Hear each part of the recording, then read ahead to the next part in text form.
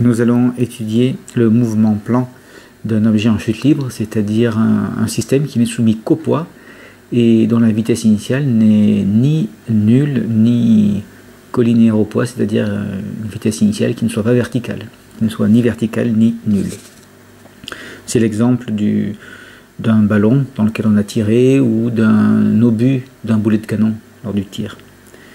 Alors, première chose, on va schématiser la situation en fixant en choisissant un repère, on se place en coordonnées cartésiennes et on va supposer que l'origine du repère est la position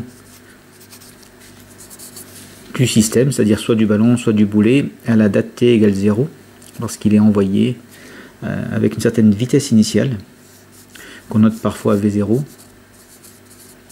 et il fait un certain angle, cette vitesse initiale fait un certain angle, qu'on peut noter alpha, avec l'horizontale. Donc on a les vecteurs unitaires, I, J, horizontale, verticale, l'origine, qui coïncide avec la position initiale du système. On est dans le référentiel, on va se placer dans le référentiel terrestre, considéré comme galiléen.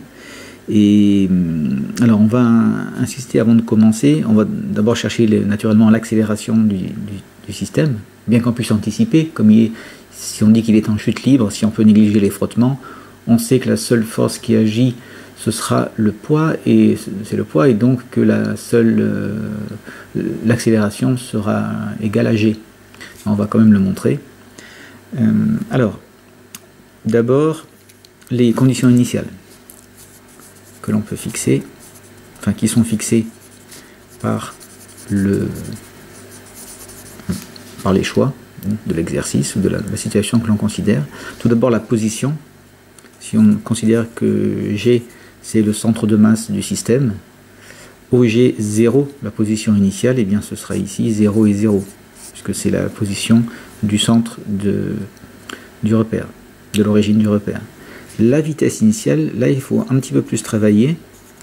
La vitesse initiale V0, elle possède deux composantes, V0x et V0y, et les deux sont non nuls. Si on considère la projection de la vitesse initiale sur l'axe des abscisses, la projection orthogonale ici, eh bien on voit que V0x, c'est cette composante-là, qui est ici, ça c'est V0x, et pour V0y, ce serait cette composante-là, que l'on voit aussi ici. D'accord, c'est la projection orthogonale de V0 suivant l'axe des ordonnées. Alors là, ça ne correspond pas a priori au vecteur unitaire, ça n'a pas de lien avec le vecteur unitaire. Je vais le dessiner un petit peu plus petit pour éviter qu'il y ait une confusion. J, ce n'est pas une vitesse, ça donne simplement la direction verticale et sa valeur c'est 1, et pareil pour I. Alors il faudrait, si c'est orthonormé, je le dessine de la même longueur qui correspondrait à l'unité. Donc on a les vecteurs I et J qui donnent simplement la direction de X et de Y. Et en revanche, ce qui va nous intéresser là maintenant, ce sera la projection verticale de la vitesse initiale, c'est-à-dire V0Y, ainsi que la projection V0x de la vitesse suivant l'axe des X. Donc le vecteur V0, il a ces deux composantes, V0x, V0y, et on va les exprimer en fonction de V0, de la valeur de la vitesse, ainsi que de l'angle alpha. Puisque un petit peu de trigonométrie ici nous dit que dans ce triangle rectangle, ça c'est l'hypoténuse, la vitesse V0 c'est l'hypoténuse, et le côté adjacent est constitué par la projection orthogonale, par le projeteur orthogonal de la vitesse sur l'axe des abscisses. Donc V0x. Autrement dit, V0x c'est le côté adjacent, V0 c'est l'hypoténuse. Le côté adjacent, ça fait intervenir le cosinus. On sait que le cosinus alpha, c'est côté adjacent sur hypoténuse, donc ce sera V0x sur V0, ce qui nous amène à écrire que V0x, c'est V0 cos alpha, cosinus alpha. V0 multiplié par le cosinus alpha. Alors de même, ici, on a le V0y qui est ici, parce que cette longueur-là, c'est la même que celle-ci. C'est la même que le projeté orthogonal de V0 sur l'axe des Y. Et donc, cette fois-ci, on a, toujours dans ce triangle rectangle, l'hypoténuse qui est V0 et V0Y qui constitue le côté opposé à l'angle alpha. Autrement dit, cette fois-ci, côté opposé, ça fait penser au sinus, sinus alpha, ce sera le côté opposé, V0Y, sur l'hypoténuse V0, et donc la composante verticale V0Y de la vitesse initiale, ce sera V0 multiplié par le sinus de l'angle alpha.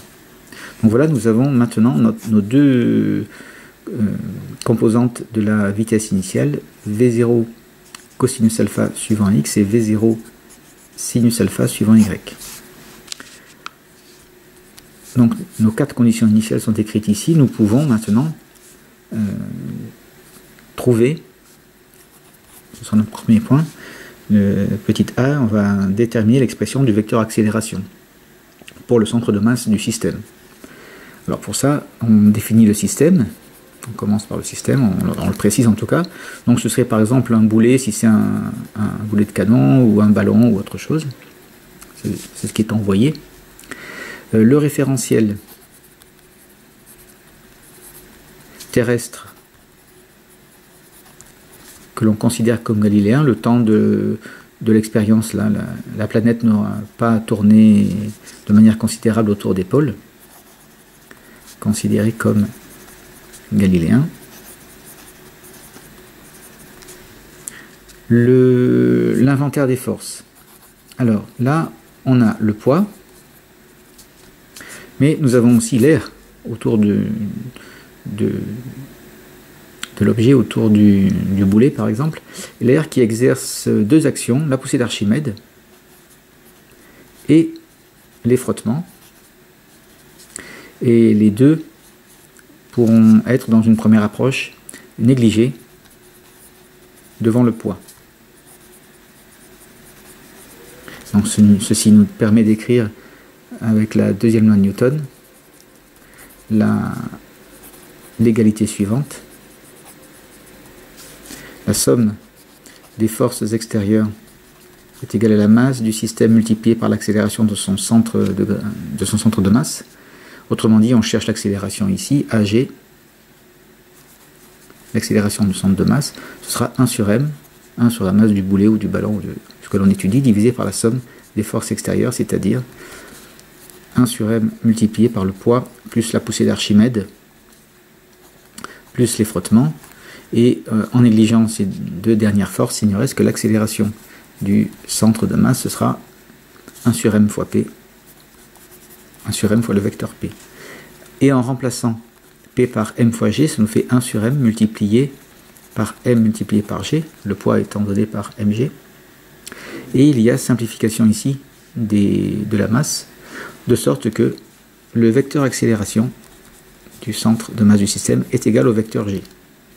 Alors quelles sont les composantes du vecteur G dans ces repères-là? Si on prend le vecteur G qui est vertical vers le bas ici, qu'est-ce qu'on constate? Eh bien on constate que si on place le vecteur G ici, au niveau de l'origine, il n'a aucune composante horizontale. Si on projette le vecteur G sur l'axe des X, on a 0. En revanche, par rapport à Y, on aura moins G. Autrement dit, si on écrit les composantes du vecteur G, je vais les réécrire ici. Ces composantes, ce seront suivant X, 0, et suivant X, pardon, ici. La projection sur l'axe des X, ben, ça fait 0. Et la projection sur l'axe des Y, ça fait G vers les négatifs. Y étant positif, étant orienté positivement vers le haut, le G, lui, est vers le bas. Et donc, la composante verticale est négative. Donc, moins G.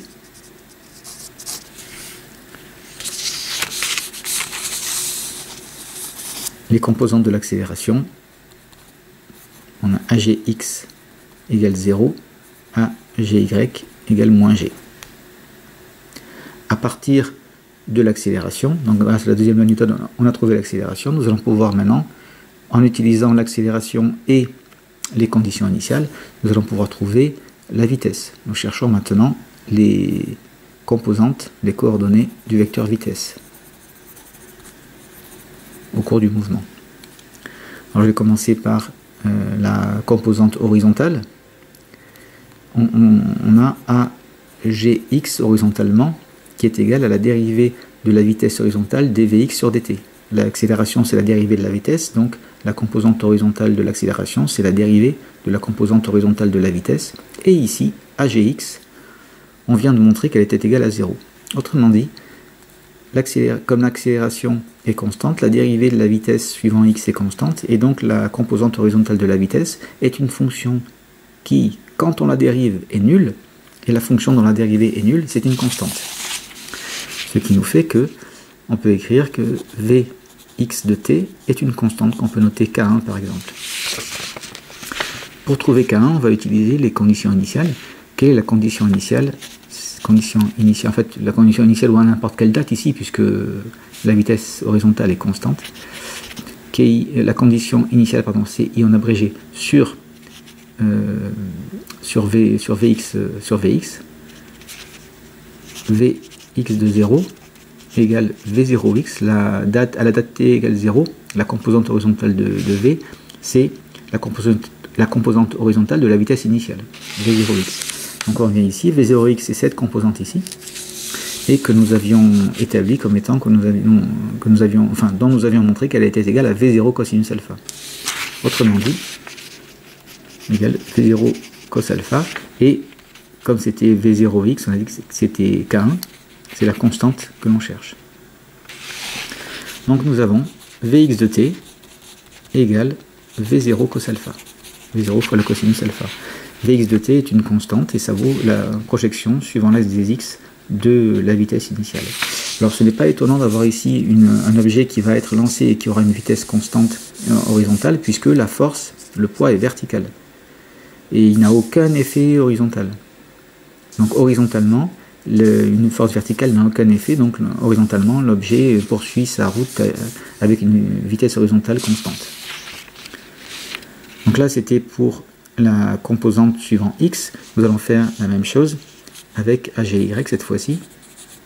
On va essayer de trouver VY.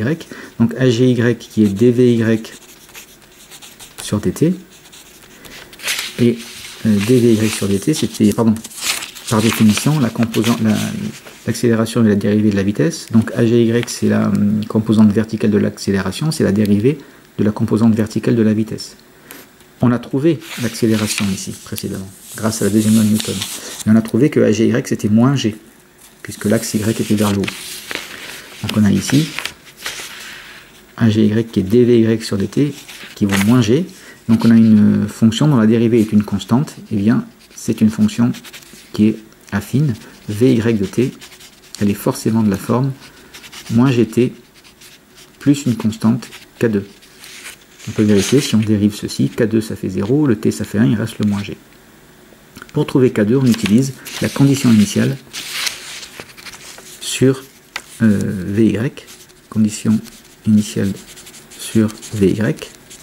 Alors VY de 0, bien sûr on remplace déjà ici T par 0, il nous vient que c'est K2. Ça fait moins G fois 0, c'est 0 plus K2, il reste K2, égale, eh bien ce sera V0Y, c'est la composante verticale de la vitesse initiale. Et la composante verticale de la vitesse initiale, nous l'avons ici, V0Y, c'est V0 multiplié par le sinus de l'alpha. Donc nous avons au final que K2 égale V0 multiplié par le sinus alpha.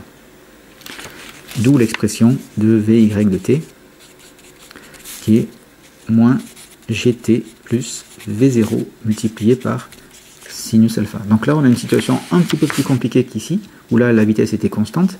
Si on avait tracé Vx en fonction du temps, on aurait eu une droite constante comme ceci. Ici, la situation est un petit peu plus délicate, puisque on a un facteur moins gt, on a une constante moins gt. Donc si on trace Vy en fonction du temps, on part de la valeur initiale qui était le V0 sinus alpha ici, et on a une décroissance affine, et dont la pente est égale à moins g, de pente moins g. Moins g fois t, donc c'est t est un abscisse et la pente est moins g. Alors là on fait la remarque que ici, qu'est-ce qui se passe? Et bien ici c'est la composante verticale de la vitesse qui s'annule. Et bien ici c'est le sommet de la trajectoire. Ça c'est la date du sommet. À cette date là on est au sommet de la trajectoire, puisque quand on lance quand on lance l'objet avec cette vitesse initiale, donc il aura une trajectoire qui va être incurvée comme ça, puisque c'est le poids est vers le bas, donc on aura une trajectoire parabolique comme ceci. Une force constante donnera une parabole, si la vitesse n'est pas collinéaire à la force, ce qui est le cas ici. Donc si on regarde ce qui se passe pour Vy, Vy au début il a une certaine valeur, et puis au fur et à mesure que le boulet monte, ou que le ballon monte, à cause de l'accélération qui est vers le bas, cette vitesse verticale, elle diminue au fur et à mesure qu'on monte. La composante verticale de la vitesse diminue, et au sommet, elle s'annule, et qu'est-ce qui passe une fois qu'on a franchi le sommet? Elle devient négative. La vitesse s'incurve vers le bas. La vitesse a une composante verticale vers le bas. Et au sommet, on passe d'une situation où la composante verticale est positive, la vitesse est vers le haut, à une situation où la composante verticale est négative, vitesse vers le bas. C'est exactement ce qui est ici. On avait une composante verticale qui était positive, qui devient négative en passant par le sommet. Donc ça, ce serait la date du sommet, la date à laquelle la composante Vy égale 0. C'est un moyen de trouver la date à laquelle l'objet atteint son sommet. Bien, nous avons maintenant les deux composantes de la vitesse. Nous pouvons passer aux équations horaires du mouvement.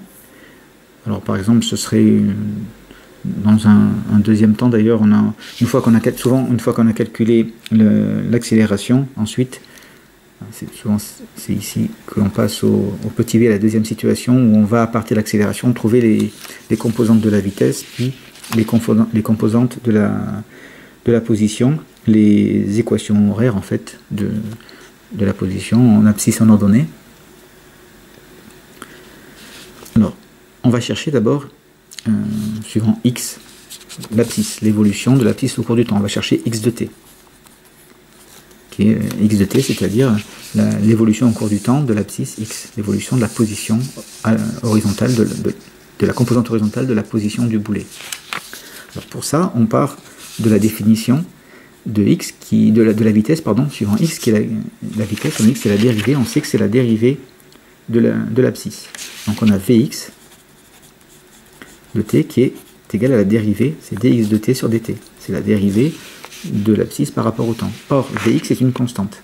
C'est V0 cosinus alpha t. V0 multiplié par cosinus alpha, pardon. Ça ne dépend pas du temps. Donc Vx, qui est dx sur dt, est égal à V0 cos alpha. Donc dx est la fonction qui, quand on la dérive, donne cette constante. Et une fonction qui est égale à une fonction dont la dérivée est égale à une constante, on a vu que c'est une fonction affine. Donc ça nous entraîne que x de t égale v0 cos alpha multiplié par t plus une constante k3. Puisque si on dérive encore une fois ceci, la constante ça fait 0 et le t devient 1 et il nous reste le v0 cosinus alpha. Donc il nous reste bien la dérivée de ceci. Alors maintenant il faut trouver k3, et bien ça on utilise la condition initiale sur x, sur l'abscisse. Qu'est-ce qu'on sait? Que à t égale 0, l'abscisse vaut 0. Et l'ordonnée aussi d'ailleurs. On pourra l'utiliser tout à l'heure. Donc condition initiale sur x, à t égale 0, x de 0 égale, alors ici ça fait, si je remplace t par 0, le v0 cosinus alpha fois t ça s'en va, il reste k3. Égale k3, égale x0, l'abscisse initiale c'est 0. Donc k3 égale 0, d'où x de t égale v0 cos alpha fois t. On a simplement en x une évolution linéaire au cours du temps. L'abscisse augmente avec une pente égale à v0 cos alpha. Et ça c'est donc comme on a dit, puisqu'il n'y a aucune action horizontale, il n'y a aucune force ni accélération horizontale. Procédons. Donc là nous avons notre première équation horaire, qui est l'équation horaire en x, pour l'abscisse. Cherchons maintenant y de t, et on procède de la même manière. On a vy de t, qui est égal à dy de t sur dt. Or, Vy, on a vu ici, puisque, Vy ici est la dérivée de la vitesse étant la dérivée de la position, la composante verticale de la vitesse est la dérivée de la composante verticale de la position. Or, nous avions vu ici que Vy c'était moins gt plus V0 sinus alpha, égal à moins gt plus V0 sinus alpha. Et donc y est la fonction qui, quand on la dérive, donne cette fonction affine. Eh bien, dans les règles de dérivation, lorsqu'on a un polynôme de degré 2, quand on le dérive, on obtient un polynôme de degré 1, ce qui est une fonction affine. Donc la forme de y, ce sera en t carré. Et on part de la remarque suivante, si on dérive t carré, ça fait 2 fois t. Donc si on veut avoir un t ici et pas un 2 fois t, il faut partir de 1 demi de t carré. Parce que si on dérive 1 demi de t carré en prime, donc ça fait 1 demi fois 2 fois t, et on obtient bien t. Donc ici, y sera en 1 demi de gt carré. On va l'écrire.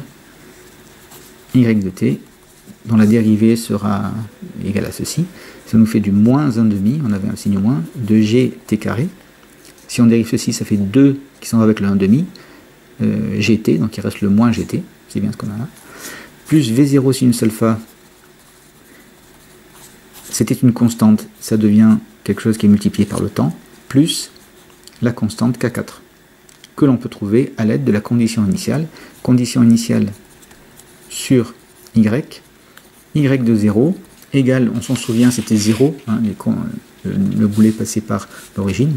Si toutefois il y avait eu une ordonnée origine, par exemple, un h ici, on aurait dit ici, au lieu de 0, y de 0, on va dire que c'est 0, ben on aurait écrit h, ou on aurait écrit 1 mètre ou 2 mètres, enfin, la valeur précisée. Et c'est égal donc à K4, puisqu'ici, si on remplace t par 0, le t carré ça fait 0, le t ça fait 0, tout ça s'en va, il reste y de 0 égale K4.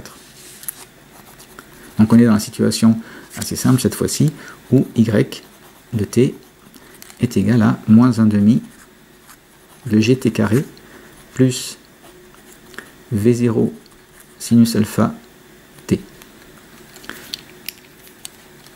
Si on trace ceci, si on trace y en fonction du temps, à t égale 0, on part de 0, on part de l'origine, et on voit qu'on a une parabole, on est en t carré, dont la concavité est tournée vers les y négatifs, puisqu'on a le facteur de t carré qui est négatif, donc ça nous donne une parabole qui a cette forme. Au passage, ici on peut trouver la date à laquelle l'altitude maximale est atteinte en dérivant la fonction et en annulant la dérivée. Dériver la fonction, ça va revenir à calculer la vitesse, et on avait parlé de ça tout à l'heure, lorsque la vitesse s'annule, on a le sommet. En fait, en annulant la vitesse tout à l'heure, on a annulé la dérivée de cette fonction. Bon, ça c'est un détail. Alors, on peut maintenant établir, c'est une étape suivante, lorsqu'on a nos deux équations horaires, donc là on a la seconde équation horaire, on a nos deux équations horaires, on peut trouver l'équation de la trajectoire.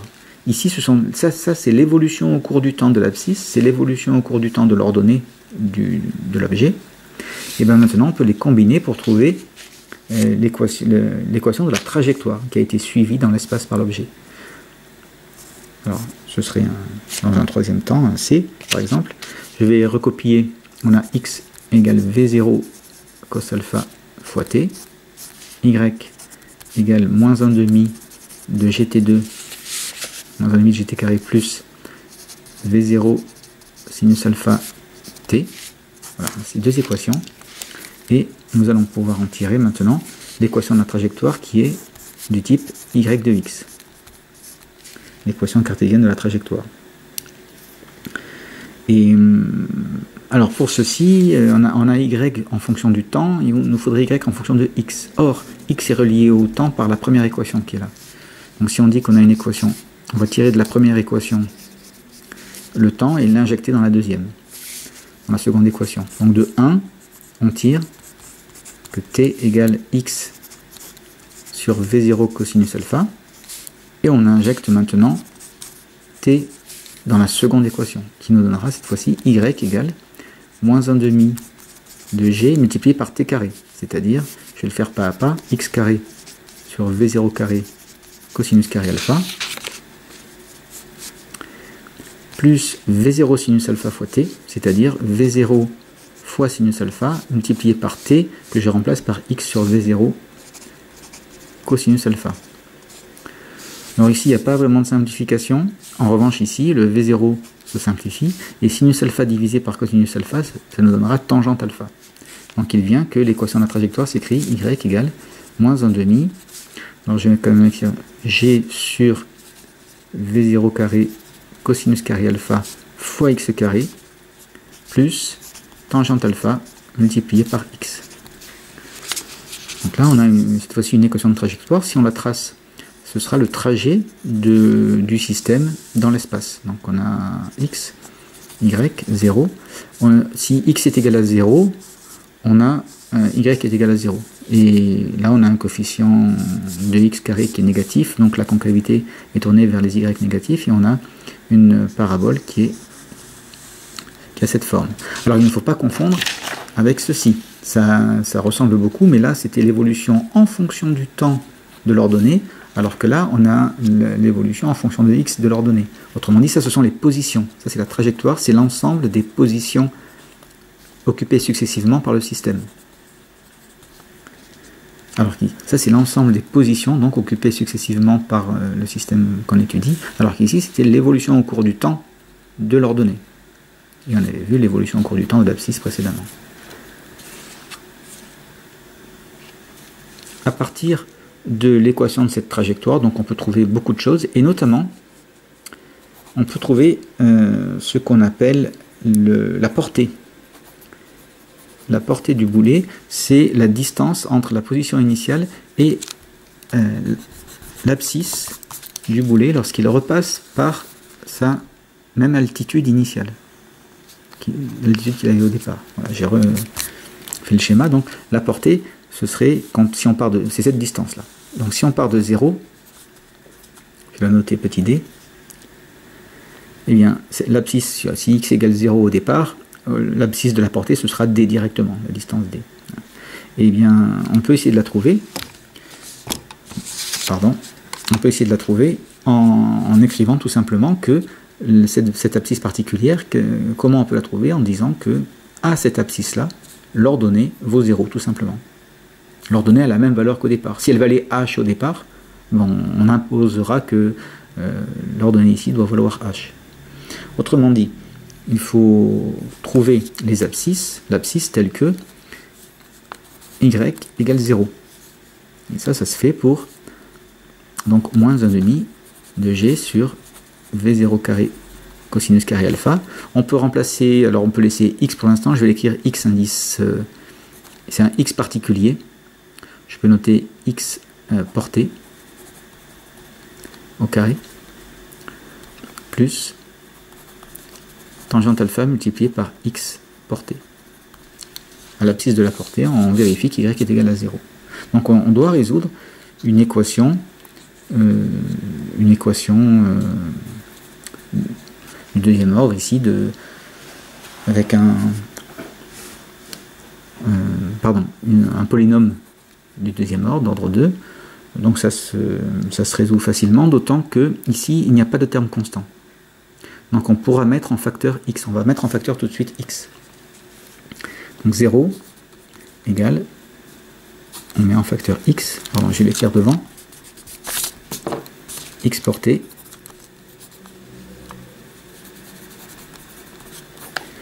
quand on a un polynôme de degré 2 avec le terme constant, il faut passer par le delta, à moins qu'on reconnaisse une forme canonique.